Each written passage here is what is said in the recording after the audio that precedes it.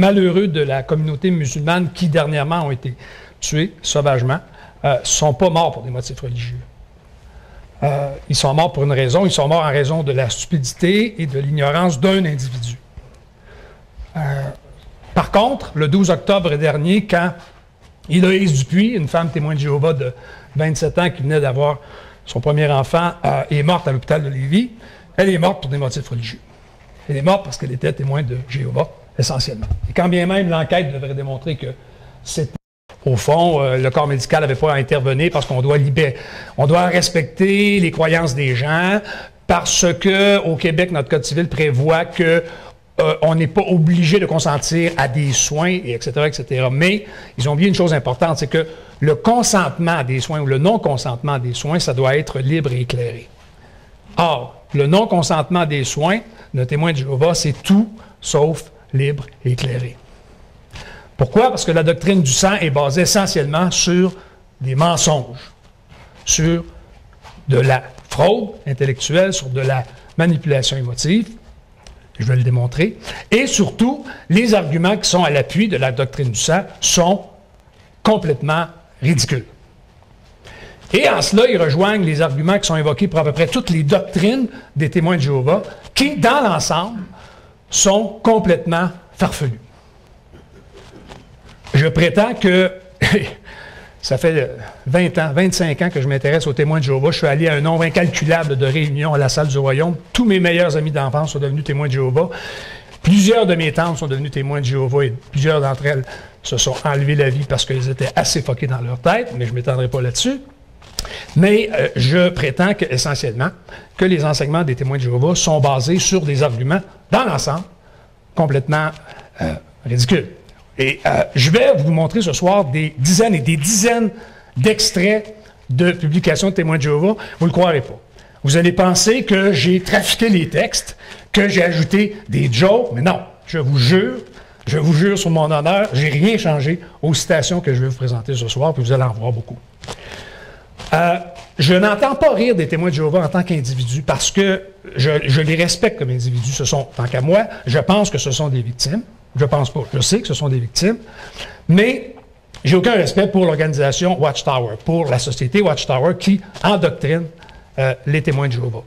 Une de mes motivations, c'est cette citation qui dit qu'une personne informée expose des mensonges d'une religion n'est pas de la persécution religieuse. D'exposer publiquement une fausse religion est un service à rendre au public. Et d'où vient cette citation? De La Tour de Garde. Bien sûr, une édition de La Tour de Garde de novembre 63. Comme on dirait, you ask for it. Watchtower, je passerai rapidement sur la hiérarchie de Watchtower. La société Watchtower qui dirige les 8,2 millions de témoins de Jéhovah à travers le monde, est dirigée par un collège central où siègent 7 hommes. Évidemment, il n'y a pas de femmes qui siègent au collège central. C'est eux essentiellement qui dirigent les comités de rédaction qui écrivent les publications. C'est eux qui décident des orientations du mouvement.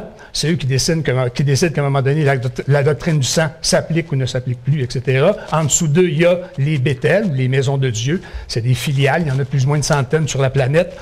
En dessous de ça, il y a des districts. En dessous de ça, il y a des circonscriptions. Et en dessous de ça, il y a les congrégations ou salles du royaume. Les procédés de manipulation privilégiés par Watchtower. Parce que Watchtower, ça dépasse l'entendement. À l'heure des réseaux sociaux ou à l'heure où l'information est accessible, mais vraiment, en une fraction de seconde, on peut connaître pas n'importe quoi sur n'importe quel sujet. C'est assez, je veux dire, j'applaudis la formidable efficacité de leur machine d'endoctrinement parce que Watchtower, ils sont vraiment rodés, ils sont vraiment forts. Les procédés qu'ils utilisent, c'est de la désinformation, essentiellement, des mensonges, des citations hors contexte, des demi-vérités, des sophismes, et je vais vous en montrer des exemples de sophismes ce soir, jusqu'à plus soif, des renvois trompeurs à des versets bibliques, parce que quand vous lisez une publication d'un témoin de Jéhovah, vous n'êtes pas capable de lire 3 paragraphes sans avoir 350 renvois à des versets bibliques. C'est insupportable. Je veux dire, ils vont écrire un texte sur le dernier iPhone, ils vont faire un renvoi à la première épître à Timothée, ils vont écrire un texte sur les blenders, il va y avoir un renvoi à l'évangile de Matthieu. C'est fou. Il y a tout le temps un verset biblique à quelque part qui concerne n'importe quel sujet et, en général, ça n'a aucun maudit rapport avec le sujet. Manipulation émotive, intimidation et isolement. Parmi les stratégies d'isolement, la plus grande angoisse de Watchtower, c'est que les témoins de Jéhovah lisent de la littérature qui n'est pas de la littérature de Watchtower. C'est qu'ils s'informent, qu'ils comprennent, qu'ils te font mentir. Et il y a deux façons dont les témoins de Jéhovah peuvent, à un moment donné, être confrontés à la réalité et découvrir qu'ils se font mentir. C'est en fréquentant des non-témoins et en lisant des publications étrangères à Watchtower. Première stratégie de Watchtower, mobiliser l'agenda des témoins. Comment? En prenant le maximum de temps dans... Les témoins de Jéhovah n'ont pas de vie. Essentiellement, je veux dire, ils doivent être dédiés au mouvement et y consacrer des heures de fou. C'est indicible. Il y a 2 réunions chaque semaine à la salle du Royaume. Le dimanche, bien sûr. Et un soir de semaine où il y a le ministère théocratique où on leur apprend les rudiments du porte-à-porte, de la prédication. Ils ont des études bibliques en famille. En plus de ça, ils ont 3 grandes assemblées annuelles qui s'étendent sur 6 jours. Ils ont des événements sociaux en témoins et ils ont de la prédication. La prédication, on les appelle les proclamateurs, les témoins de Jéhovah qui font du porte-à-porte. Ils vont jurer qu'ils ne sont pas obligés d'en faire. C'est faux. Un témoin de Jéhovah ne sera jamais baptisé s'il ne fait pas de porte-à-porte. Et évidemment, il n'accédera pas au paradis sur terre s'il n'est pas baptisé. Alors, ils sont obligés de faire au moins 10 heures de porte-à-porte par mois et remplir des fiches. S'ils ne le font pas, ils vont avoir une rencontre avec les anciens et ils vont se faire semoncer.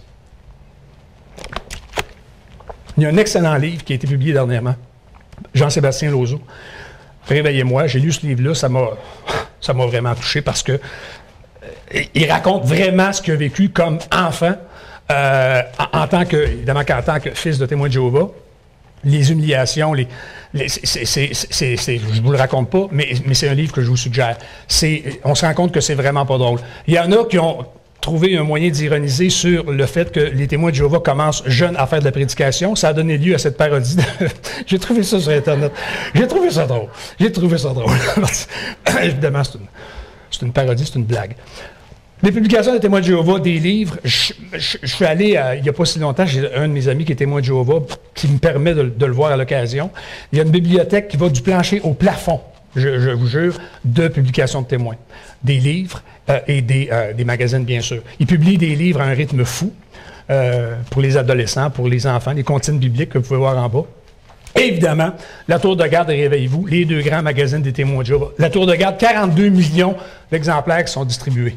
2 éditions par mois, traduits en 267 langues. À peu près les mêmes chiffres pour Réveillez-vous, 41 millions d'exemplaires qui sont distribués. C'est absolument démentiel. C'est le fantasme de tout éditeur, ça je vous le jure. Pour vous donner un exemple, un comparable, la sélection du Reader's Digest est dans le top 5 des magazines les plus vendus sur la planète et il est distribué à 6 millions. Là, on parle de 41-42 millions. Et selon des lectures que j'ai faites, à peu près 80% des magazines qui sont distribués se ramassent au recyclage. OK? Et d'après mes calculs, si on empile à peu près 400 magazines de témoins de Jéhovah dans un bac à recyclage, ça veut dire que chaque mois, il y a 234 000 bacs qui sont remplis de revues de témoins de Jéhovah. Je pleure quand je pense aux arbres qui ont été sacrifiés pour ça. Apocalypse Delayed, un excellent ouvrage de James Penton, un Canadien anglais qui raconte l'histoire des témoins de Jéhovah. Il raconte dans un passage, un ex-témoin qui avait le statut d'ancien mentionne que Watchtower s'attend à ce qu'un témoin lise annuellement plus de 3000 pages de ses publications. Alors, les réunions constantes, la prédication et les lectures. Comment pensez-vous qu'un témoin de Jéhovah, qui a un travail par ailleurs, a le temps d'ouvrir son esprit à autre chose qu'aux enseignements de Watchtower? Il n'y a pas le temps, tout simplement. Si vous avez déjà rencontré des témoins de Jéhovah, vous avez peut-être senti chez eux une certaine condescendance. Et c'est normal, parce qu'ils sont parfois condescendants, parce que à Watchtower les convainc, bien sûr, qu'ils sont moralement supérieurs aux autres. Et ça se décline de 1001 façons. Ça se décline à travers des habitudes, des coutumes, à travers des différentes applications. Je vais vous montrer. On va y aller avec un exemple concret. Commençons avec quelque chose d'un peu trivial. Le code vestimentaire des témoins de Jéhovah. Ça m'a toujours frappé quand je vais dans les réunions à la salle du Royaume ou quand je reçois la visite de témoins que les hommes sont toujours en complet veston-cravate. Et je me demandais toujours c'était quoi la motivation, parce qu'ils sont obligés d'avoir veston cravate. Tu vas pas à la salle du royaume avec un chandail comme ça, ou en t-shirt, ou en jeans, ou avec. Alors je me suis dit, bon, et j'ai cherché à un moment donné, et j'ai trouvé, c'est que, bien sûr, c'est basé sur un verset biblique. Dans la tour de garde, on dit, les critères définissant une tenue correcte sont importants pour nous et pour le Dieu que nous adorons. Genèse 3, 21. Puis, je veux dire, moi, je l'ai tellement lu la Bible. Puis, je sais que Genèse 3, on est encore dans le récit de la création. Puis, effectivement, c'est le moment où, après que Adam et Ève aient goûté aux fruits de l'arbre de la connaissance, Dieu les chasse du paradis terrestre. Et, on dit à Genèse 3, 21, Dieu fit pour l'homme et sa femme des tuniques de peau et les en habilla. Et c'est ça qui justifie le complet veston-cravate. Or, pour avoir vu La Guerre du Feu et d'autres films du genre, me semble que dans le temps qu'on portait des tuniques de peau, la cravate venait pas avec. Exception faite de, bien sûr, Fred Caillou, qui est le seul personnage que j'ai pu trouver qui portait des tuniques de peau et une cravate en même temps. Règle particulière sur le maillot de bain et le pantalon. Ça c'est assez édifiant aussi, vous allez voir. Maillot de bain. Quand nous sommes à la plage ou à la piscine, notre maillot de bain doit être décent. Et là, on renvoie au Proverbe 11.2. Je ne sais pas, mais l'auteur des Proverbes, il me semble qu'en tant que... Ça ne devait pas être un arbitre de l'élégance vestimentaire, et il me semble qu'en matière de maillot de bain, il ne devait pas être nécessairement un spécialiste. Alors, qu'est-ce qu'il dit, le Proverbe 11.2? Si l'insolence vient, la honte viendra aussi, mais chez les humbles et la sagesse. Je cherche encore le rapport avec un maillot de bain, je ne l'ai pas trouvé.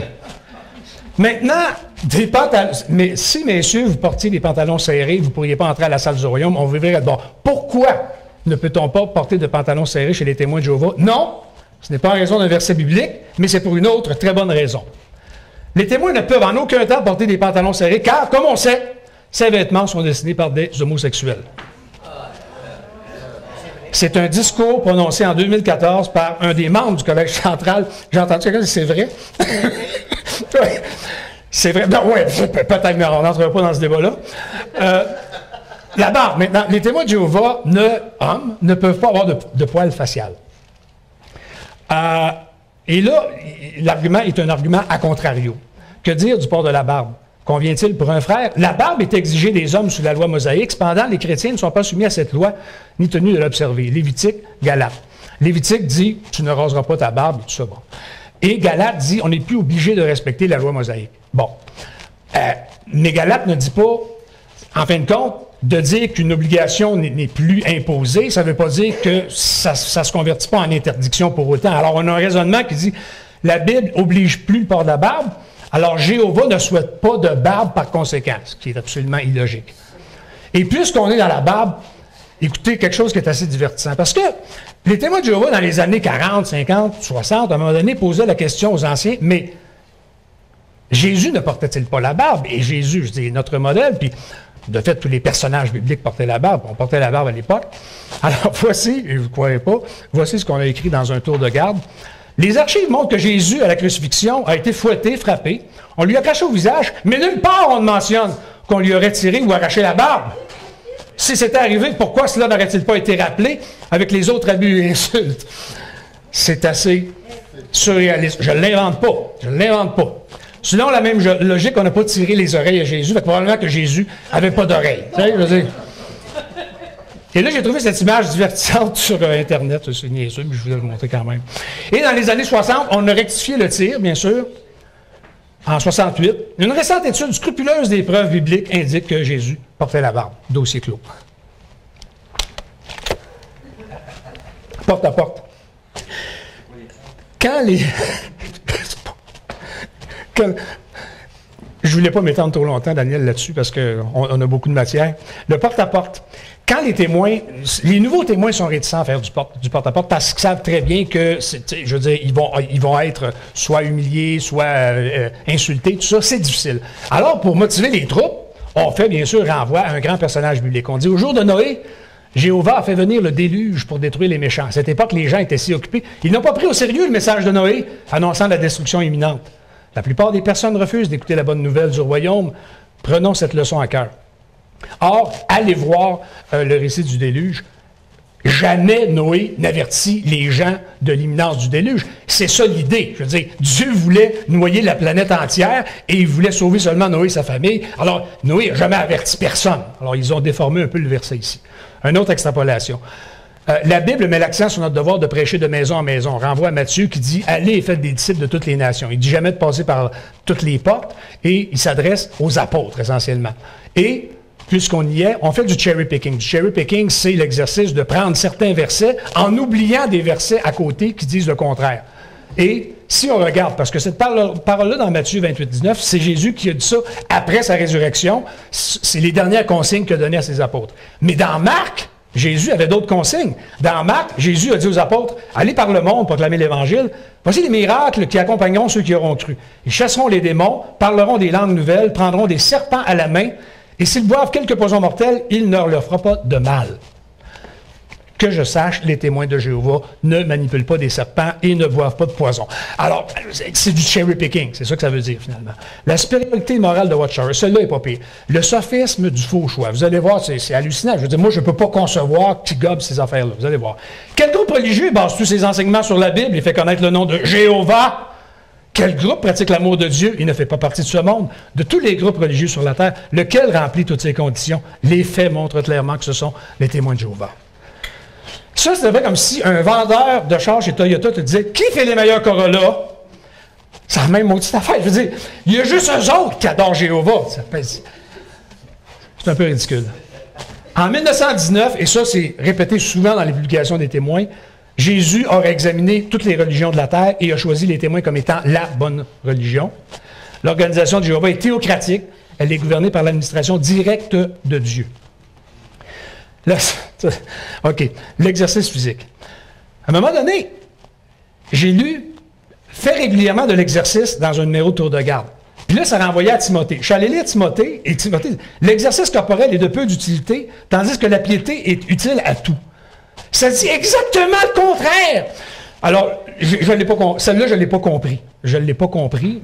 C'est un renvoi complètement idiot. Et il y a quelque chose, je ne sais pas si vous le savez, tous les sports de compétition sont interdits chez les témoins de Jéhovah, mais le yoga est interdit aussi chez les témoins de Jéhovah. Le yoga est interdit, et voici pourquoi. Il y a une forme d'exercice qui peut causer des problèmes imprévus, le yoga. Et particulièrement problématique, le yoga de type méditation. Un adepte a affirmé que durant une des sessions de yoga, il sentait de fréquentes attaques par des forces invisibles. Les démons peuvent prendre avantage d'un esprit vide et le remplir avec leurs propres pensées. Je pense encore ça aujourd'hui. C'est comme, quand on fait le vide spirituellement, quand on s'adonne au yoga, et Satan en profite. Pas fou, Satan. Il est pas. L'interdiction de célébrer les fêtes et les anniversaires. Ma théorie personnelle, c'est que pour beaucoup de témoins de Jéhovah, c'est une façon de se rendre intéressant. Mais savoir que jusqu'en 1951, les témoins de Jéhovah, ça a été fondé dans les années 1870, ils fêtaient les anniversaires de naissance, les témoins de Jéhovah. Ils ont invoqué comme motif pour arrêter de fêter les anniversaires que c'était une pratique païenne. Or, les anniversaires de mariage, les témoins les célèbrent et c'est païen. Les anneaux de mariage, le parfum, ce sont toutes des pratiques païennes que les témoins encouragent. Et il y a des justifications bibliques pour ne pas célébrer les anniversaires, mais c'est tellement absurde, et ça serait long à expliquer que je m'embarque même pas là-dedans. La réalité, et je vous le dis, il n'y a aucun doute dans mon esprit, la motivation pour interdire de célébrer les fêtes et les anniversaires, c'est strictement une stratégie d'isolement social. Les seuls moments dans l'année à peu près, pour beaucoup de familles où on se voit, en tout cas moi, ma famille qui habite à Sherbrooke, c'est ça, je les vois aux anniversaires de mes neveux ou à Noël. Je les vois à peu près juste dans ces occasions-là. Or, en prohibant les anniversaires, on coupe les liens sociaux avec les familles puis avec les proches. Fête de Noël. Les témoins jurent qu'ils n'ont jamais fêté Noël, mais voyons, Jésus n'est pas né le 25 décembre. Tout le monde le sait que Jésus n'est pas né le 25 décembre. Mais jusqu'en 1926, tout de même, ça c'est une carte postale, les témoins de Jéhovah l'ont fêté, Noël. Après ça, ils ont cessé de le fêter pour des raisons. C'est une même stratégie d'isolement social, même maudite affaire. Fête des pères, fête des mères. Attention. Fête des mères, fête... À première vue, les célébrations de la fête des mères, fête des pères semblent sans malice et pleines de bonté. Mais les gens ignorent le rôle que joue la main de Satan dans cette entreprise. Ni l'homme ni la femme ne devraient être adorés pour avoir fait le bien. L'adoration d'une créature, quelle qu'elle soit, est mauvaise et une abomination aux yeux de Dieu. Alors ça, c'est pour ça qu'ils ne célèbrent pas. C'est un vieil extrême, mais c'est toujours à date parce qu'ils ne célèbrent toujours pas la fête des mères ou la fête des pères. La mentalité, nous versus eux. Le sophisme de la fausse alternative. Quand on cesse de supporter activement les œuvres de Jéhovah, on commence alors à servir Satan. Et il n'y a pas de compromis. C'est simple que ça. Sur le site des témoins de Jéhovah que je vous invite à visiter, jw.org, il y a beaucoup de vidéos d'animation, très bien faites d'ailleurs. Ils ont du budget, je veux dire, ils sont extrêmement riches, Watchtower, ne vous en faites pas. Ils viennent de vendre leur building à Brooklyn, je pense que c'est 700 millions de dollars, ils sont riches à craquer. Ils font donc des vidéos d'animation. Ça, c'est une vidéo qui s'appelle « Les vrais amis ». Et la fillette demande à son arrière-grand-mère de lui parler de son enfance. Et elle dit « Je vivais en Allemagne quand j'étais jeune et des amis à moi étaient emprisonnés par les nazis, puis je réussissais à leur passer des publications des témoins et tout ça, puis je les aidais et tout ça. Puis bon, la petite fille est captivée par le récit. Et à la fin, la petite fille dit, la moralité, c'est, même quand on est jeune, on peut avoir des amis qui sont plus âgés que nous, du moment qu'ils sont témoins de Jéhovah. Textuellement, elle dit ça. Alors, si son arrière-grand-mère avait été prix Nobel de la paix, avait trouvé le remède au cancer, si elle n'était pas témoin, c'était de la merde. OK? En fin de compte, c'est ça que ça veut dire. Je m'excuse. Témoin exclu déserteur. Si vous n'êtes pas témoin de Jéhovah, vous êtes évidemment très mal vu par les témoins. Mais ce n'est rien à côté de l'image que vous avez. Si vous avez été banni, ou si, pire, vous avez déserté le mouvement. Voici ce qu'on dit de ceux qui sont plus dans le mouvement et qui l'ont déjà été. Les apostats apportent sournoisement leurs idées dans la congrégation comme des criminels. Les avertissements de la Bible sont comme l'avis d'un docteur qui vous dit d'éviter une personne qui a une maladie contagieuse. Le docteur sait que si vous attrapez cette maladie, vous mourrez. La Bible dit que les apostats sont des malades mentaux. C'est gars? Bon, c'est réglé. Un mensonge des témoins de Jéhovah. Vous allez voir à quel point c'est astucieux comme formulation. Heureux sont les gens dont le Dieu est Jéhovah. Ces mots décrivent les témoins de Jéhovah comme étant les personnes les plus heureuses sur la terre. On va aller voir les psaumes 144. Heureux le peuple dont Yahvé est le Dieu. Vous voyez la twist, parce que je vais en parler plus tard, parce que, évidemment, les témoins de Jéhovah ont une Bible bien à eux. Dans la Bible, version témoins de Jéhovah, ils ont remplacé, évidemment, Yahvé par Jéhovah. Je pense qu'il y a comme 3800 occurrences, c'est complètement fou. Alors, bien sûr que si on a la Bible dans les mains et que ça dit Jéhovah, on en conclut qu'on en déduit que seulement les témoins de Jéhovah. Or, de toute façon, en dépit du fait que c'est un renvoi frauduleux à un verset, c'est absolument faux. Je veux dire, regardez tous les sondages sur les indices de bonheur dans le monde et les pays. Toujours, bon an, mal an, tous les pays où l'indice de bonheur est plus élevé, c'est des pays où la pratique religieuse est la plus faible. Solidité des mariages de témoins, fausse statistique. Dans certains pays, un mariage sur 2 ou 3 finit par un divorce, mais un sondage indique, on ne sait pas lequel, là, que présentement, seulement 4,9% des témoins sont divorcés ou séparés de leur conjoint. Les vrais chiffres, je pense que le Pew Research, c'est assez crédible comme organisme.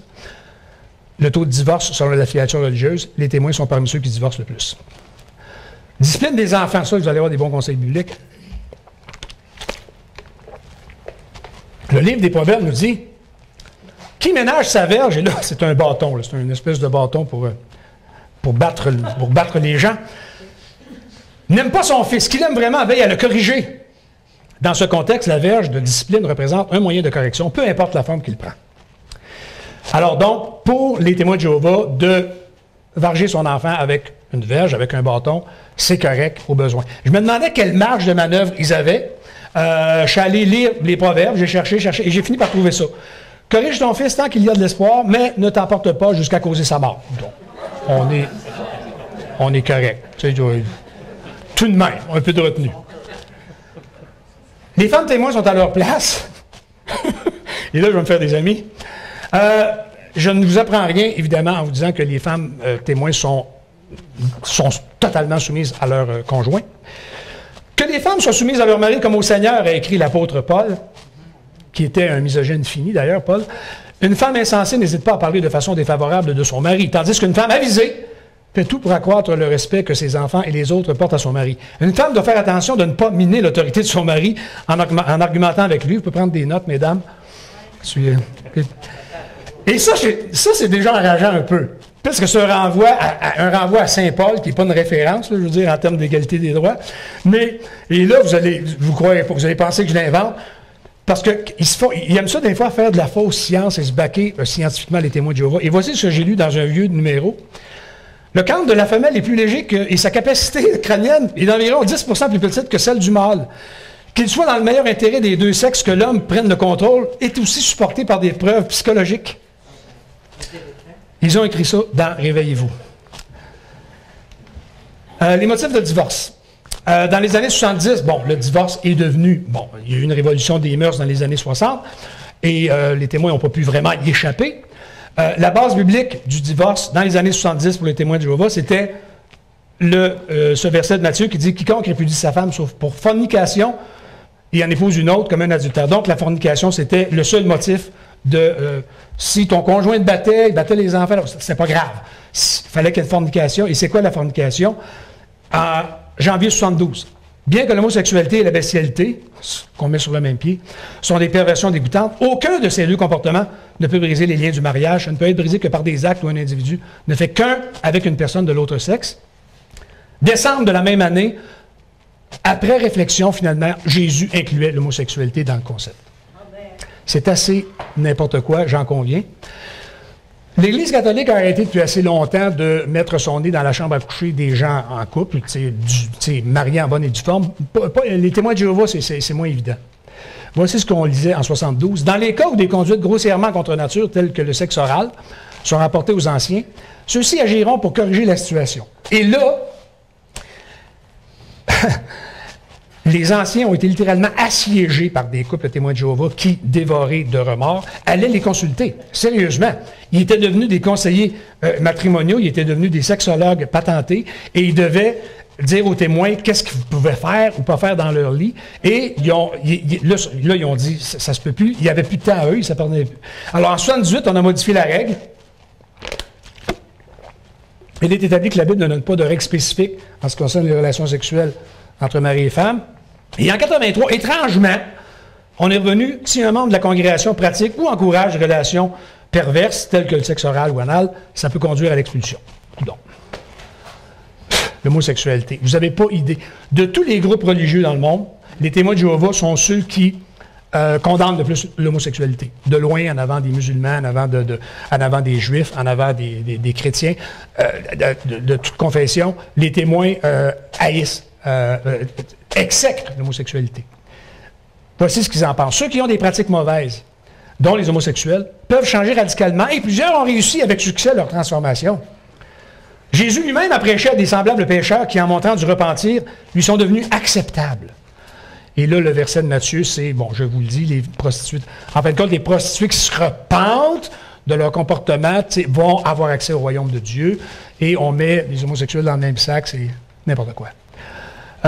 Et vous allez voir ici des citations qui ont de quoi faire rougir le Doc Mayou lui-même. La masturbation peut conduire à l'homosexualité. Ça arrive plus souvent que vous pensez. Contrairement à ce que plusieurs personnes croient, les homosexuels ne sont pas nés ainsi, mais ils ont appris cette conduite sexuelle. Et vous voyez à droite un homme qui, visiblement, regarde la pornographie sur Internet. Et Satan, qui prend la forme d'un lion, ça, comme vous saviez probablement déjà, est à côté et l'encourage. Le plus important pour se libérer du piège de la porno, c'est de demander l'aide de Jéhovah. Quand je suis tenté de regarder une femme avec de mauvais désirs, je prie immédiatement Jéhovah et je me force à regarder ailleurs. Ça, c'était la position. Ça, c'est le Collège central. Ça, c'est en 86.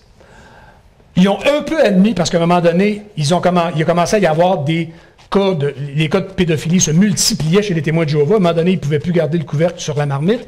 Ça commençait à sortir partout. Et ils ont fait, du bout des lèvres, ils ont admis, ils ont dit, aussi choquant que ça puisse être, il y a des gens haut placés dans l'organisation de Jéhovah qui ont succombé à des pratiques immorales, incluant, et là, ils mettent dans le même sac, homosexualité, maltraitance des femmes et l'abus d'enfants. C'est sur le même pied. Ça va très, très bien. Victimes d'agression sexuelle, les jeunes s'interrogent. Ça, c'est un magazine qui s'adresse aux adolescents actuellement. Ça vient juste d'être publié. Depuis l'agression dont tu as été victime, tu as peut-être une fausse image de toi-même qui te fait du mal. Qu'est-ce qui peut t'aider? L'étude de la Bible, la prière, les anciens. Ces chrétiens sont formés pour être comme un abri contre le vent et un refuge contre la tempête. Les anciens n'ont aucune espèce de compétence pour aider une jeune fille qui aurait été agressée sexuellement, mais aucune espèce de compétence. C'est un paradis pour les pédophiles. Traitement de la victime d'un pédophile chez les témoins, comité judiciaire avec des anciens, confrontation de la victime avec l'agresseur. Ça peut se faire par téléphone, semble-t-il, aujourd'hui, mais enfin. Et là, il y a une corroboration obligée de 2 témoins. Et ça en vertu d'un verset du livre du Deutéronome. Le livre du Deutéronome, bien sûr, cette loi donnée à Moïse, en vertu de laquelle on peut lapider les enfants désobéissants et lapider à peu près n'importe quoi de toute façon qui est un peu déviant. Alors, c'est assez génial, finalement.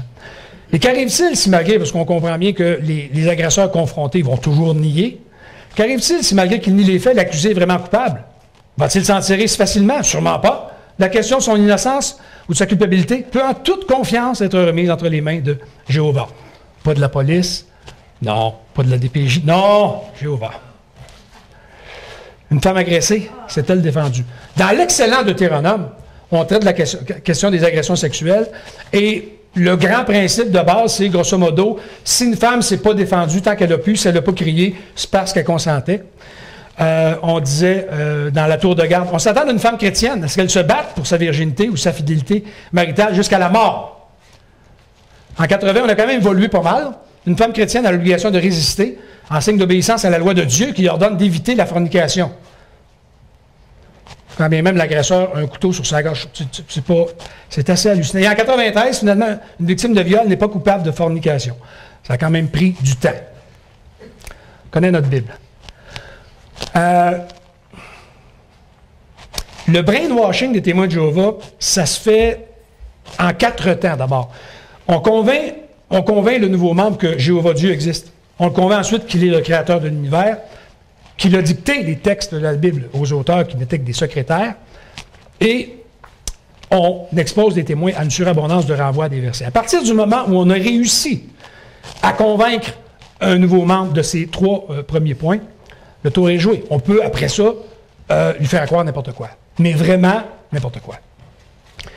Et tout ça est basé sur cette espèce de sophisme complètement idiot du raisonnement circulaire que la Bible est inspirée de Dieu. La Bible le dit. Vous l'avez déjà entendu, ce sophisme-là, sans aucun doute. Ça, c'est la Bible des témoins de Jéhovah, traduction du Nouveau Monde, du Monde Nouveau, pardon, 1954 que ça a été lancé, ce livre-là. C'est n'importe quoi. Les plus grands experts en écriture ancienne ont dénoncé ce livre-là comme étant une fumisterie. Cet homme-là, c'est un grand homme, je l'admire énormément, Raymond Franz. Il a été pendant 9 ans membre du Collège central. Il était à la direction. Il prenait les décisions avec les... Il était 9 ans, à un moment donné, il a quitté parce qu'il n'en pouvait plus. Et il a écrit un livre choc, crise de conscience là-dessus. Et il parle du comité qui a rédigé la Bible des témoins de Jéhovah. Puis, savoir que l'Ancien Testament, essentiellement, les livres sont écrits en hébreu ancien, puis le Nouveau en grec ancien. Alors, il faut évidemment maîtriser ces langues-là pour pouvoir faire une adaptation. Et il dit, il devint évident que le comité n'est absolument pas qualifié pour la tâche de traduire la Bible. 4 des 5 hommes du comité ne connaissaient ni l'hébreu ni le grec. Et le 5e, qui était son oncle, Frédéric Franz, prétendait connaître l'hébreu et le grec, mais après examen devant une cour de justice, il a échoué un test d'hébreu de base. Alors, il connaissait fuck all aux langues anciennes, et il arrive. Et les témoins de Jéhovah vont jurer que c'est la version de la Bible, parce qu'il y en a plusieurs versions de la Bible, qui est la plus proche des manuscrits originaux. C'est que c'est n'importe quoi. Pour promouvoir la Bible auprès des témoins, on dit « La Bible a été publiée en plus de 2300 langues. Elle est donc accessible à plus de 90% de la population mondiale. De toute évidence, la Bible est un ouvrage hors du commun. » Ça, c'est le même procédé publicitaire qu'on utilisait dans le temps d'Elvis pour vendre ses albums. 50 million Elvis fans can be wrong. L'autorité du nombre, c'est de la bullshit, c'est n'importe quoi. C'est pas vrai. C'est pas vrai. D'abord, 90% de la population. Il n'y a pas, selon les sondages, 5% des gens qui la lisent, la Bible, même s'ils l'ont à la maison dans un tiroir. Et de toute façon, prenons comme référence le Coran qui a été distribué à 4 milliards d'exemplaires et le livre rouge de Mao à 800 millions. C'est quand même des chiffres hors du commun aussi. La raison à la fois. Ça, c'est important, c'est assez important ce passage-là. Les témoins de Jéhovah, quand vous allez à une réunion, une salle du royaume, vous ne verrez pas comme dans les célébrations baptistes ou dans d'autres confessions, des bands en avant qui jouent du gospel, de l'émotion. Non. C'est drabe, c'est ennuyant, c'est rationnel, Parce que la Bible enseigne à attacher du près à la connaissance. Jéhovah veut que notre foi repose sur des faits et un raisonnement logique. La raison doit passer avant la foi. Et si j'écris que c'est du cherry picking, c'est parce que tout le long de la Bible, on fait la promotion de... on démonise l'intelligence et le savoir. Tout le long de la Bible, c'est heureux les pauvres en l'esprit. On dit tout le long, l'arbre de connaissance, il ne faut pas toucher à ça. Et tout le long. Alors, ils ont trouvé ce passage-là, puis je ne m'embarque pas dans les détails, mais crédibilité scientifique de la Bible. Ça c'est quelque chose qui m'a... Comment dire? Ça m'a fâché quand j'ai lu ça, vous allez voir. On fait croire aux témoins parce que les témoins de Jéhovah croient littéralement au récit de l'Ancien Testament, donc à Adam et Ève, au déluge et tout ça. Alors, il faut leur prouver que la Bible est exacte scientifiquement. La Bible est scientifiquement exacte. Elle contient des indications qui étaient en avance sur leur temps. À une époque où des idées fausses circulaient sur la forme de la Terre, la Bible déclarait qu'elle était un cercle ou une sphère. Isaïe 40, 22. Un cercle, tout le monde pensait que la Terre était plate à ce moment-là. Il n'y a aucun doute là-dessus. Tout le monde pensait que la Terre était plate et soutenue par des colonnes. Mais ça m'a intrigué. Un cercle ou une sphère, je veux dire, un cercle, ça va. Je veux dire, la Terre peut être plate et être représentée un cercle. Mais une sphère, ciel, j'étais étonné. Je suis allé consulter 3 Bibles différentes. Dans Isaïe, on dit Dieu habite au-dessus du cercle de la Terre. On dit jamais, on mentionne jamais sphère. C'est inventé de toutes pièces. C'est retouché. C'est des mensonges. Des extraits, j'aurais pas sorti 40 extraits comme ça de l'Ancien Testament, où il est évident que les auteurs des livres de l'Ancien Testament pensaient que la Terre était plate, les écluses ont été ouvertes, les fondements de la Terre ont tremblé, tu fixais la Terre sur ses bases. Tout le long, il y en a plein d'extraits. Et d'ailleurs, quand Dieu a créé le monde, en 7 jours, là, il a créé le firmament qui séparait, parce que le bleu du ciel s'expliquait par le fait qu'il y avait un océan au-dessus de nous, et qu'il y avait, comme dans le film de Truman Show avec Jim Carrey, il y avait une bulle de verre qui séparait donc ces eaux-là de la terre. C'est dans le récit de la création. Et on dit que la Bible est crédible scientifiquement. N'importe quoi. La diversité des langues. Les témoins de Jéhovah croient, je me rappelle, comme c'était hier, d'avoir entendu un discours d'un ancien d'une salle du royaume qui était là, qui disait la seule explication pour la diversité des langues, c'est la tour de Babel, il n'y a pas d'autre explication. Je capotais. D'après la Bible, alors que les hommes construisaient Babel, Dieu a confondu leur langage pour qu'ils n'écoutent pas le langage d'un de l'autre. Vous connaissez probablement l'histoire. Genèse 11, 7. Or, Genèse 10, 2, 5, juste avant, les fils de Japheth et les petits-fils de Noé sont, à partir d'eux, s'effectuait la dispersion dans les îles des nations suivant leur pays, chacun d'après leur langue. On dit ça comme 12 lignes avant.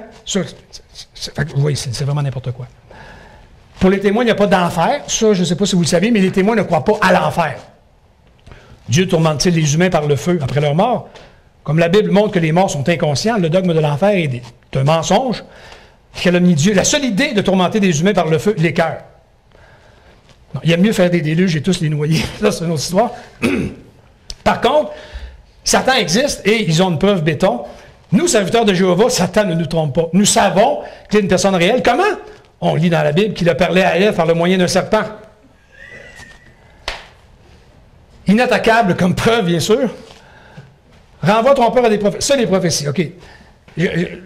Vous êtes tous intéressés par les sujets religieux, puis probablement vous avez lu des ouvrages que j'ai lus aussi, mais je veux dire, tous les ouvrages s'entendent pour dire, ou à peu près les experts bibliques, que il n'y a pas de prophéties bibliques qui sont réalisées. Les prophètes de l'Ancien Testament, ils n'ont rien prédit que ce soit produit, sauf des événements. C'est extrêmement facile à prédire, ou des coups de chance, ou des trucs qu'ils ont prévus après coup. Ils disent, les témoins de Jéhovah, nous savons que la Bible vient de Dieu parce qu'elle prédit l'avenir avec exactitude, jusque dans le détail. La Bible contient de nombreuses prophéties dont beaucoup se sont accomplies. Prenons un exemple. Par l'intermédiaire de Isaïe, Jéhovah a prédit que la ville de Babylone serait détruite. Ça, le punch de « Ah ah! Isaïe a prédit la chute de Babylone, il a prédit que Cyrus allait s'emparer de la ville. Ah ah! » Je veux dire, ça, ils le reprennent tout le temps, à tous les 3 mois dans le Réveillez-vous. Ils ramènent ça. Ah ah! Cyrus, Babylone! La réalité, c'est la suivante. John Shelley, un grand expert biblique, qui a écrit « Les experts ont identifié dans son œuvre le travail d'au moins 3 auteurs. Dans le livre d'Isaïe. Le premier est écrit au 8e siècle avant Jésus. peu avant la chute du royaume du Nord. Un autre a écrit tardivement dans le 6e siècle avant Jésus, à l'époque du retour de l'exil à Babylone, l'époque où Cyrus a libéré la ville. Il a écrit 2-3 ans après les événements. Alors, c'est pas tellement étonnant qu'il ait pu le prédire. Et là, on arrive à la partie la plus divertissante, bien sûr. La partie la plus divertissante, c'est la partie que je préfère. La fin est proche. Tous les témoins sont convaincus qu'Armageddon est proche, est imminent, et que... Mais je ne vais pas dans le détail, je vais aller plus loin. Cet homme est Charles Taze Russell, le fondateur. Ne pas confondre avec Ray Kroc, le fondateur de McDonald's. OK. Et c'est pas le genre de gars que tu consultes pour ton mise au jeu. OK? Il a prévu la fin des temps pour 1873, 1840... Okay, il s'est pris tout le temps... Et il a changé ses prédictions, ses calculs tout le temps, jusqu'à 1914. Là, 1914, c'était certain, ça va être la fin des temps, ça va être Armageddon. En fait, c'est la fin du système actuel que je résume en 5 étapes. La fin du système actuel, pour les témoins de Jéhovah, première étape, on est déjà dedans. Il y a une accumulation de signes précurseurs. On est dedans, on le vit en ce moment. Deuxième étape, c'est la grande tribulation qui comprend différentes sous-étapes. L'ONU va détruire toutes les religions. On sait à quel point c'est un naturel. C'est tellement dans le mandat de l'ONU de détruire les religions. Jésus va finir la job. Il va détruire, excusez l'erreur de frappe, il va détruire tous les gouvernements et tous les humains qui ne sont pas témoins. Et Armageddon, c'est la grande bataille entre le bien et le mal. Victoire du bien, c'est comme la WWF. On sait à l'avance qui est le gagnant. Et les dernières étapes, instauration du paradis sur Terre pendant 1000 ans, une espèce d'Éden 2.0. À côté de ça, en parallèle, 144 000 élus parmi les témoins vont siéger au ciel avec Jésus. OK? Eux, ils ont une passe VIP particulière. Eux autres sont meilleurs. Jusqu'en 1935, on disait aux témoins de Jéhovah qu'ils allaient tous aller au royaume de Dieu, qu'ils allaient tous aller au paradis dans le ciel. Mais là, à un moment donné, le nombre a dépassé 144 000. Là, ça ne marchait plus. Alors, ils ont inventé cette notion de les 144 000 élus, mais le paradis sera sur terre, aussi niaiseux que ça. Au terme des 1000 années sur terre, Satan va être relâché durant 1 heure. Les humains devront faire un choix entre vivre au paradis éternellement ou être envoyés dans les abîmes. Choix extrêmement difficile. Les bases du calcul de Russell, c'est... J'avais prévu vous expliquer le calcul de Russell qui arrive en 1914, mais ça prend 5 minutes et c'est hallucinant, ridicule. Mais Russell se basait sur 2 calculs. Il est obsédé par 2 choses, lui, la Bible et la grande pyramide de Gizeh. Russell était certain qu'il y avait des secrets dans la pyramide de Gizeh.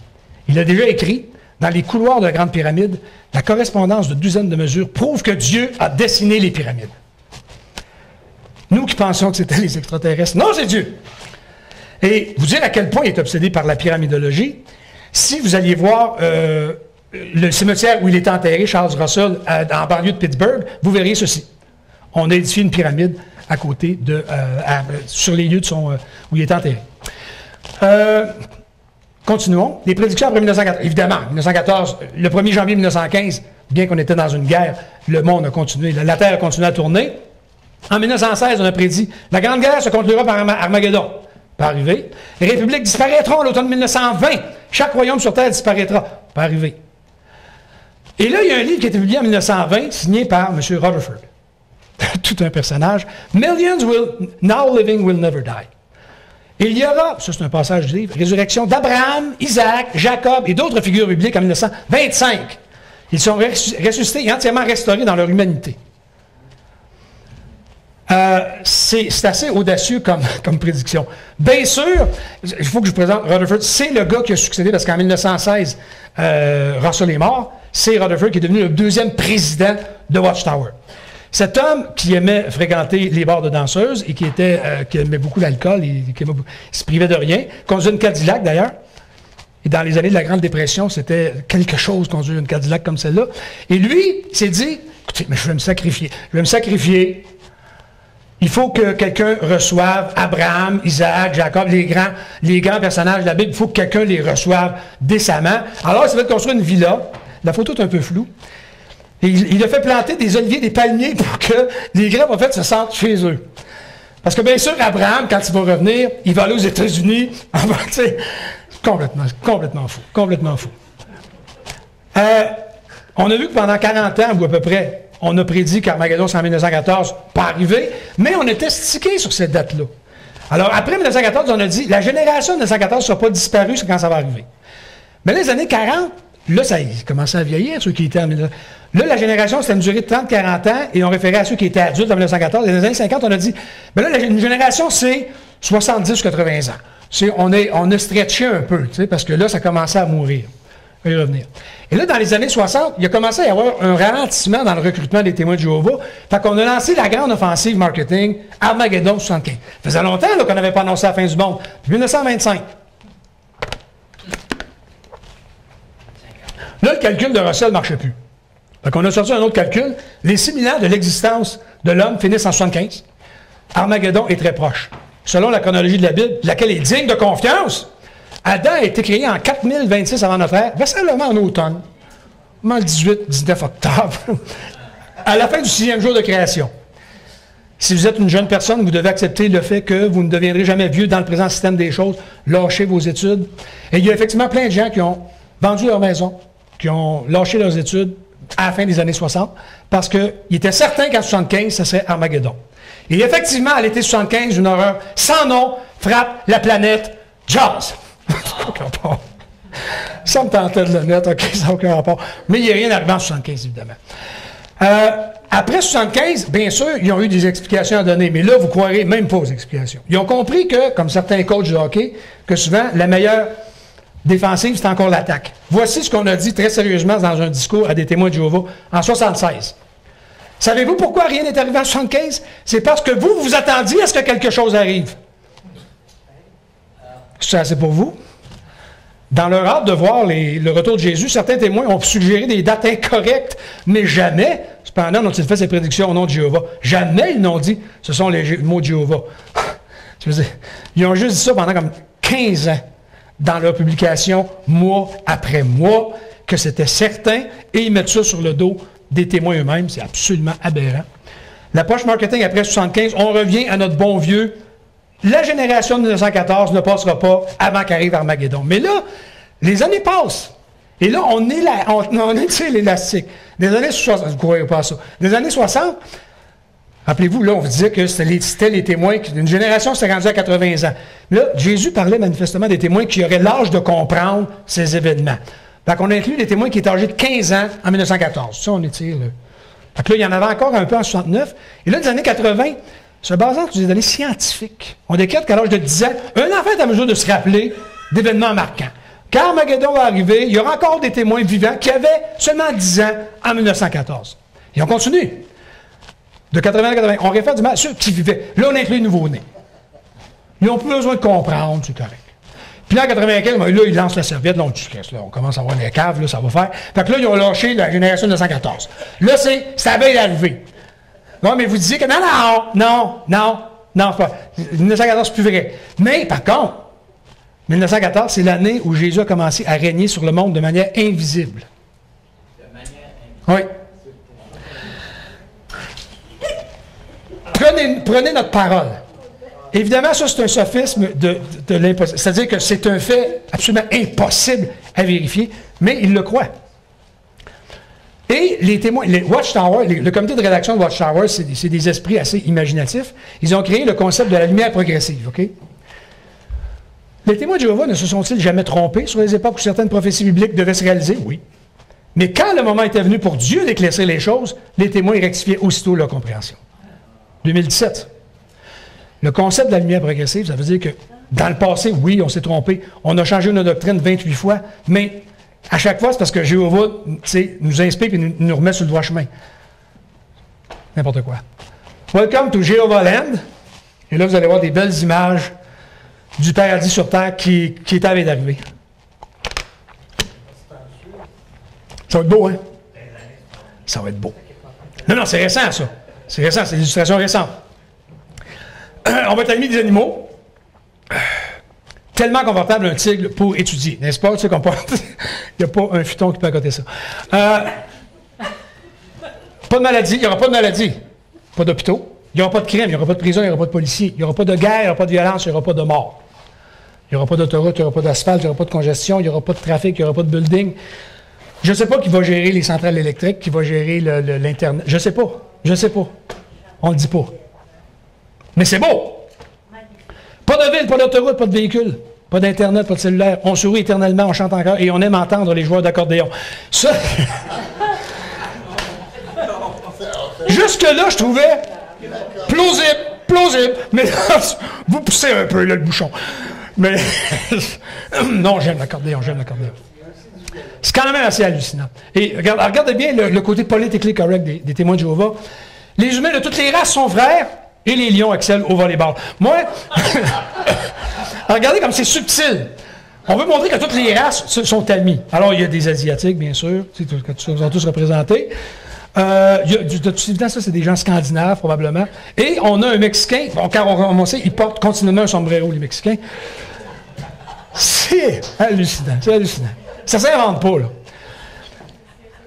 On va vivre 1000 ans. OK? Mais ça, juste des arguments bibliques, parce que, évidemment, le paradis sur terre, je le mentionne, nulle part dans la Bible, nulle part, on évoque un paradis sur terre. Nulle part. C'est inventé de toutes pièces. Mais on avance des arguments scientifiques, n'importe quoi. Des neuroscientifiques disent que durant notre vie, nous n'utilisons qu'une petite partie de notre cerveau, seulement 1% de 1%, selon certains. Pensez-y. N'est-ce pas raisonnable de penser que les humains, avec cette capacité infinie d'apprentissage, sont conçus pour vivre éternellement? Il y a deux faussetés là-dedans. D'abord, le mythe voulant qu'on utilise 1% de notre cerveau, n'importe quoi. Depuis les années 50 qu'on sait que c'est faux, on utilise pour ainsi dire 100% de notre cerveau. Et de toute façon, quand bien même, je veux dire, les gens supérieurement intelligents n'ont pas une longévité plus grande. Il n'y a pas de lien entre le fait que tu sois intelligent et que tu vives longtemps. C'est ridicule, c'est n'importe quoi. Paradis sur terre. Un autre, n'importe quoi. Pour justifier qu'on va vivre éternellement. Pensez-vous que le dessein de Jéhovah Dieu de faire vivre les humains sur terre, sur une terre transformée en paradis, se réalisera un jour? Oui. Dieu déclare, il n'a pas créé la terre tout simplement pour rien, mais il l'a formée pour être habitée. Oui. C'est parce qu'elle est habitée aux dernières nouvelles, je ne sais pas. Ça, vous ne croirez pas. Ça, c'est un excellent livre. Diane Wilson, une témoin de Jéhovah, elle a été 30 ans témoin de Jéhovah, elle a écrit un livre extrêmement intéressant. Et tu sais, les témoins de Jéhovah, quand ils passent par les portes, ils sont souriants, ils sont fins. On dit, ils n'ont pas de mauvaises pensées, ces gens-là. Ils ont un cœur pur. OK? Regardez bien. Regardez un extrait du livre. Lorsqu'ils font du porte-à-porte dans les quartiers riches, une des activités favorites de certains témoins consiste à choisir de quelle maison ils comptent prendre possession après Armageddon. Quelquefois, des sœurs prêchant ensemble voulaient la même maison et emmenaient à se disputer sur la question de savoir laquelle des deux devait en premier. C'est assez mesquin. C'est pas croyable. C'est pas croyable. Les locataires du paradis. OK, ça, c'est une affaire. Il y a 8,2 millions de témoins de Jéhovah, give or take, OK? Moi, je me suis tout le temps dit, ouais, ils vont être bien, ils vont avoir de la place, puis c'est plausible, tu sais, c'est plausible, le lion, puis tu sais, la terre, puis le lac, pis, parce que 8 millions sans terre, t'as de la place, en tabarnak, on s'entend, là.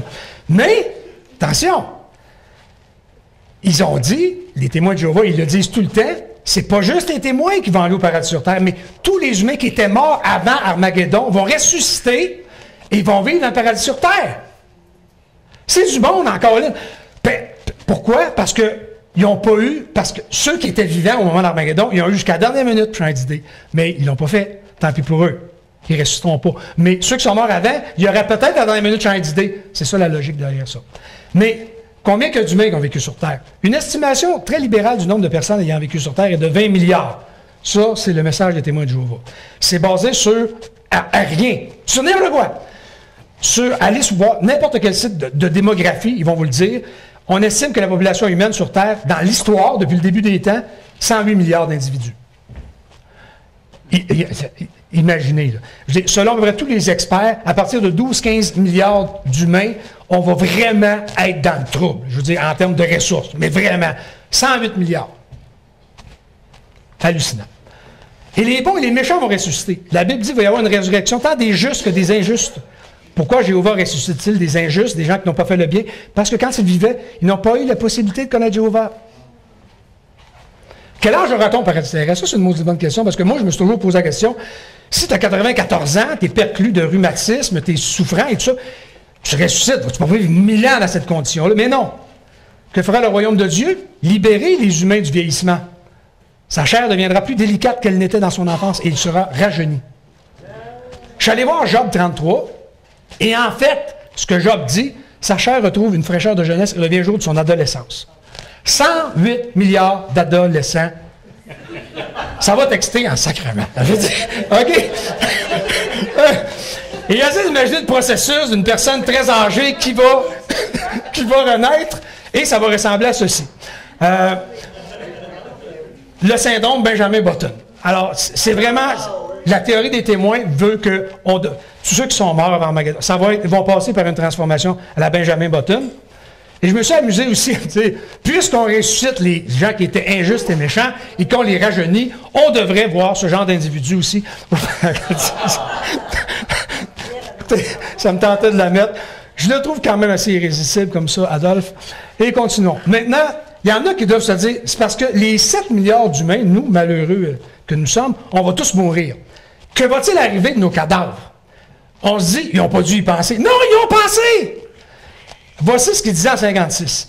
Après notre glorieuse victoire, c'est comme ça qu'ils voient ça, des ossements d'un bout à l'autre de la terre resteront enterrés. Quelle tâche cela représentera pour les survivants que de faire disparaître ces traces qui témoignent de la puissance de Jéhovah, même en étant bien organisés? Ça prendra 7 mois, selon Jéhovah. 7 mois! Des patrouilles opéreront à temps plein, et quand ils découvriront des ossements, ils les signaleront par des marqueurs à l'intention de ceux qui les suivront avec des pelles. Ça ne s'invente pas, là. Ça ne s'invente pas. Mais on se dit, c'est en 56, tu sais, dans ce temps-là, je veux dire, ils croyaient, tu sais, à Roswell, puis tu sais, c'était naïf dans ce temps-là. Mais ils ont révisé leur position, et ils sont arrivés avec l'option antimatière en 71. Il y aura tellement de cadavres que même les animaux charognards ne parviendront pas à tous les consommer. L'enterrement des corps restants constituera une immense tâche. Le grand créateur va sans aucun doute utiliser des moyens scientifiques incluant possiblement de l'antimatière pour disposer du surplus de cadavres en décomposition. Que dire? Je veux dire, qu'est-ce que tu veux dire? C'est une affaire comme ça, ça n'a aucun maudit bon sens. L'angoisse des signes précurseurs. Pour le témoin de Jéhovah, on est actuellement dans la première étape de la fin des temps. Et les signes précurseurs sont commencés. 1914 est le point tournant dans l'histoire moderne parce que c'est à ce moment que le monde est entré dans une période de difficulté jamais vue auparavant. Et c'est basé sur un verset biblique de Marc. Évidemment, ça référait aux prédictions de Jésus que cette génération ne soit pas disparue avant qu'arrive le royaume de Dieu. C'est jamais arrivé. Maintenant, les signes précurseurs.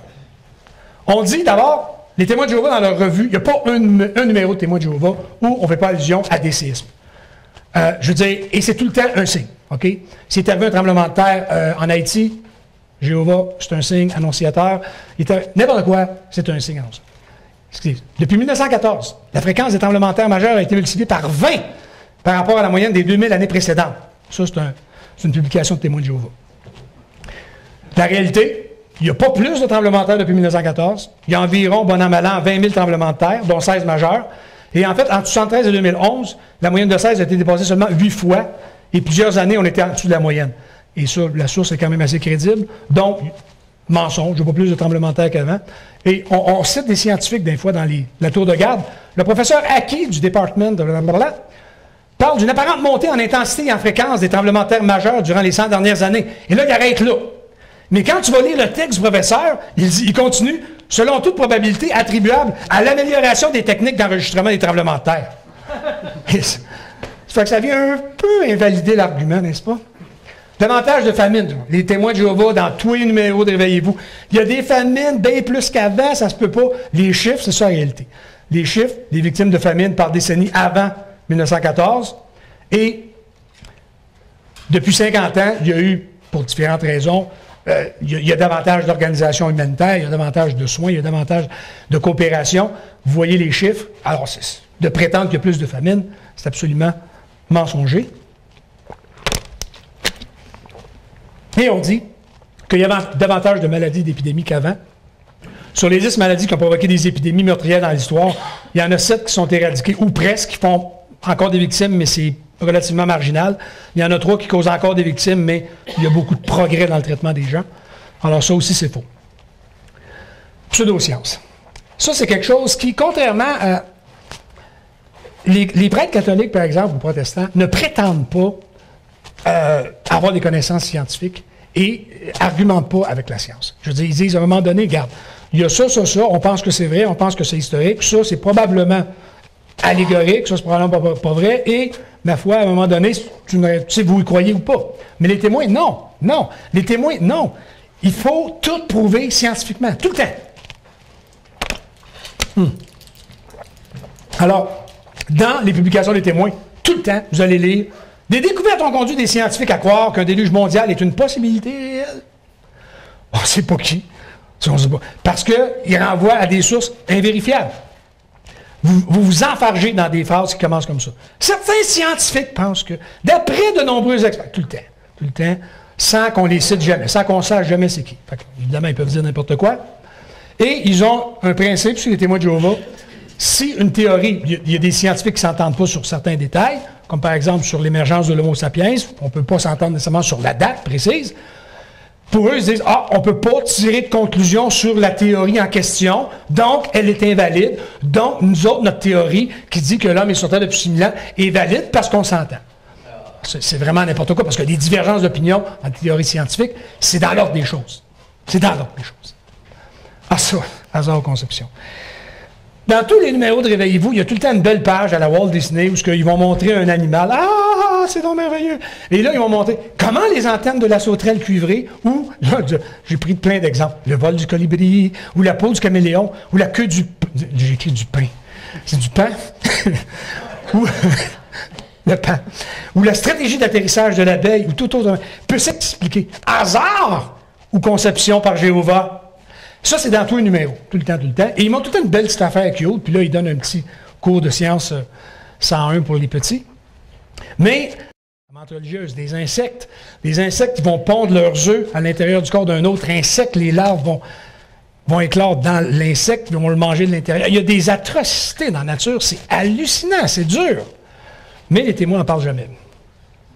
Ça, je ne le lirai pas parce que c'est long, c'est fatigant, mais vous pouvez le lire en diagonale. Ça s'appelle le sophisme de la physique quantique. Il y a un grand physicien qui a déjà dit, la physique quantique, il n'y a personne qui comprend ça. OK? Fait que vous pouvez en parler, puis les gens vont faire semblant de comprendre, mais ils ne comprennent rien. Fait que, moi, Jéhovah, ils vont mettre des explications scientifiques comme ça, à peu près incompréhensibles, puis ils vont poser une question à la fin. Ouais, qu'en pensez-vous? J'en pense, fuck all, parce que je comprends rien. T'sais, ça, c'est le sophisme, le argumentum verbosium. Je dis n'importe quoi. Il y a aussi le sophisme du straw man. Comment se fait-il que même des gens de formation scientifique ont de la difficulté à accepter que l'évolution explique l'origine de la vie? Vous voyez la crosse là-dedans. C'est-à-dire que il n'y a pas un maudit scientifique qui dit que l'évolution explique l'origine de la vie. Non, l'évolution n'explique pas l'origine de la vie. L'évolution explique, à partir du moment où la vie est apparue, comment le processus de développement de la vie, comment la vie a évolué. Mais l'origine, on ne sait pas. Personne ne le sait encore. Les créationnistes. Parce qu'à un moment donné, les témoins de Jéhovah ont dû prendre leur distance par rapport aux créationnistes. Okay? On sait que dans la Bible, quand on parle d'un jour, ça peut vouloir dire à peu près n'importe quoi. 24 heures, une semaine, un an, 1000 ans. Voici. Nous affirmons que le 7e jour de la semaine de création a une durée de 7000 ans. On ne sait pas pourquoi, là. Il est donc raisonnable de conclure que chacun des 6 autres jours durera aussi 7000 ans. Okay? Donc, que le monde, finalement, a comme 49 000 ans. Ça n'avance pas tellement, en fin de compte, tu sais, parce qu'on a tellement de preuves que la Terre a des milliards d'années. Alors, ce qu'ils ont dit dans une de leurs publications, certains créationnistes soutiennent que la Terre n'a que quelques milliers d'années. Toutefois, d'après la Bible, la Terre et l'univers existaient avant les 6 jours de création. C'est pourquoi les témoins ne contestent pas les recherches scientifiques sérieuses selon lesquelles la Terre aurait des milliards d'années. Ça, ils ont fait cette concession-là parce que là, ils ne savaient plus quoi dire, parce qu'évidemment, c'est incontestable les preuves, mais c'est encore de la bullshit. C'est encore mensonger parce que Genèse 1.1, c'est au commencement, Dieu créa le ciel et la terre. Il n'y a rien avant. Il n'y a rien avant. Il n'y a pas d'univers préexistant. Ils ont inventé ça. Théorie d'évolution, OK, ça, c'est une facile, ça, le sophisme de la définition. Ah, mais l'évolution n'est qu'une théorie, les témoins de Jéhovah vont vous dire. Évidemment, ils prennent théorie au sens populaire d'hypothèse, alors qu'une théorie au sens scientifique, ça n'a rien à voir avec une hypothèse, ça, vous le saviez déjà sans aucun doute. Et là, on arrive à la dernière partie de l'exposé, qui est, vous allez voir les extraits les plus ridicules. Garde le dessert pour la fin. Les extraits les plus ridicules. Voici différents extraits de publications des témoins de Jéhovah. Je l'admets, c'est des publications qui remontent aux années 20 et 30, mais quand même, il fallait le faire. La médecine origine de la démonologie. La science médicale vient de la magie noire égyptienne. Les bains de soleil sont conseillés et les rayons ultraviolets sont bons pour la santé. Les bactéries ne causent pas de maladie. Une diète au raisin peut guérir le cancer. C'est bon à savoir, ça. Et l'ablation des amygdales est pire que le suicide. Si un docteur vous suggère l'ablation des amygdales, prenez un couteau et suicidez-vous. Ce sera moins cher et moins douloureux. Je ne sais pas qu'est-ce qu'il y avait contre les amygdales. Je ne sais pas. Je ne sais pas. Les changements de doctrine. Et là, vous me voyez venir, je vais finir avec la doctrine du sang dans quelques minutes. C'est choquant parce que la doctrine du sang, et je le pense sincèrement, je ne serais pas surpris que dans 2 ans, 5 ans, ils changent la doctrine du sang. Qu'ils reviennent sur leur position. Là, parce qu'ils l'ont fait pour d'autres, dans d'autres dossiers. En 1931, est-ce que les témoins peuvent être vaccinés? En 1931, voici ce qu'on disait. Le Golden Age, c'est l'ancêtre de la tour de garde. La vaccination peut provoquer la syphilis, le cancer, l'eczéma, la consomption et même la lèpre. Aussi, la pratique de la vaccination est un crime. La vaccination est une violation directe de l'alliance que Dieu a conclue avec Noé après le déluge. La vaccination n'a jamais sauvé une vie humaine. OK? Et là, changement de doctrine en 52. Après mes réflexions, il ne nous semble pas que la vaccination soit une violation de l'alliance de Dieu avec Noé. Pas plus compliqué que ça. Témoin peut-il accepter une greffe d'organes? En 67, non! Quand un organe est malade, la façon normale de le guérir est de prendre des nutriments. Le corps utilise cette nourriture pour guérir l'organe. Ceux qui acceptent la transplantation de l'organe d'un autre être humain, ça donne à une pratique cannibale. Et en 80, en ce qui concerne la transplantation de tissu ou d'os d'un humain à un autre, c'est laissé à la conscience de chacun. La doctrine du sang maintenant. Je ne sais pas si vous le saviez, longtemps, on a encouragé les transfusions de sang chez les témoins de Jéhovah. En 1936, on disait « Aujourd'hui, la transfusion est une opération relativement simple et qui ne fait courir aucun risque d'infection à condition d'observer des règles actuellement bien déterminées. » Puis, en 1945, il y a un smart-ass qui est arrivé probablement à une réunion du Collège central. Il a dit « Ouais, mais il y a un verset dans la Bible qui te garde que s'abstenir du sang. » Et là, il y a eu un brainstorming au Collège central. Et là, ils ont commencé à discuter de la question. Et là, en 1945, ils ont commencé à discuter de la question, mais ce n'était pas formellement interdit. Dans les années 50, on suggérait aux témoins de ne pas accepter de transfusion sanguine, de s'abstenir de sang, mais ils ne s'entraînaient pas l'exclusion. Mais en janvier 61, là, ça a été une année marquante. À partir de janvier 61, fini. À partir de là, vous êtes banni du mouvement si vous acceptez une transfusion sanguine. Vous ne pouvez même pas stocker de votre propre sang et le recevoir. Impossible. Vous ne pouvez pas. Célèbre couverture de 1994 où on parle de 26 jeunes, des enfants qui sont morts pour avoir refusé les transfusions. On est fiers de ça, c'est assez génial. L'explication pour laquelle supposez qu'un enfant est prêt de mourir. Donner du sang constitue une violation de la loi de Dieu. La vie éternelle est la récompense pour celui qui garde la foi. Il est complètement fou de faire le pari de perdre la vie éternelle pour la promesse incertaine de prolonger sa vie par une transfusion de sang. C'est ce qu'on enseigne aux témoins de Jéhovah. Quelques citations édifiantes sur le sang. Les poisons qui produisent les impulsions de suicide, de meurtre ou de vol sont dans le sang. Et là, attention, celle-là, je ne l'ai pas cru. En 69, on a publié ceci, un témoignage d'un monsieur, Robert Coury, un témoin. J'ai eu une transfusion de sang. Quand j'ai récupéré, j'ai trouvé que j'avais une terrible envie de voler. Non, voler. Commettre un vol. Parce que le donneur était de toute évidence, avait des pulsions de voleur. C'est assez incroyable. En juin 82, il est péché de permettre à une sangsue de prendre son sang. On a écrit ça dans un Réveillez-vous. On n'a pas réglé le sort des maringouins, que je sache, mais le Collège central va sans doute se pencher sur le cas. En 90, étant donné que la Bible met l'abstention du sang sur le même pied que l'abstention de la fornication, forcer quelqu'un à accepter du sang est l'équivalent d'un viol. C'est quand même assez dur. Les bases bibliques, bon, c'est tellement absurde, grotesque, ridicule. Je veux dire, dans le temps, à l'époque de Noé, on faisait des sacrifices d'animaux. C'était ritualisé, c'était très ritualisé. Et on faisait des sacrifices d'animaux à Yahvé. Et il fallait répandre le sang au pied de l'autel. Et on ne pouvait pas absorber ce sang-là, on ne pouvait pas manger ce sang-là. Et quand on parle de s'abstenir du sang, c'est d'abstenir de manger du sang, bien évidemment. Puis on fait référence à du sang d'animal. Et je veux dire, il y a des livres qui sont consacrés au fait que une transfusion de sang, ça n'a rien à voir avec manger du sang. On fait des sophismes quand même, on dit, certaines personnes disent que recevoir une transfusion de sang, c'est pas la même chose que d'en manger. Mais n'est-il pas vrai que quand un patient est capable de manger, les docteurs vont le nourrir en utilisant la même méthode que la transfusion? Si un docteur vous interdisait de boire de l'alcool, ça voudrait dire que vous pourriez quand même vous en injecter dans les veines. Mais dans les veines, bien sûr que non. C'est absurde, je veux dire. Le sang est pas... L'alcool passe par le système digestif, le sang par le système circulatoire. C'est deux systèmes différents. Et de toute façon, je veux dire, les versets bibliques réfèrent clairement pas à la consommation buccale du sang. C'est nono, c'est n'importe quoi. À cause de ça, il y a des morts. Et moi où j'ai de la misère, et c'est ça qui me choque, quand on se limite à dire, la Bible dit que, et qu'on remplit les témoins de mensonges, bon, c'est à la limite du tolérable. Mais quand on prétend avoir de la science à l'appui de nos affirmations, là, j'ai de la misère. Dans la publication Hawk and Blood Save Your Life, on dit qu'il y aura environ un mort pour 1000 à 3000 ou possiblement 5000 transfusions. Dans la région de Londres, on compte un décès pour 13 000 flacons de sang transfusés. C'est des données de 1961. Ça fait 55, 56 ans. En termes de procédure, en termes de protocole pour les transfusions sanguines, on est complètement ailleurs. Je veux dire, les mesures de précaution sont multipliées par 100. Ça n'a même plus de sens. Les vrais chiffres de la Federal Food and Drug Administration américaine qui surveille, mais pas à peu près, le sang, pour les 5 dernières années, moyenne de 3 morts pour 1 million de transfusions. OK? Et c'est même pas un lien de cause à effet. Alors, c'est vrai, ça n'a rien à voir avec les chiffres qu'on nous montre là.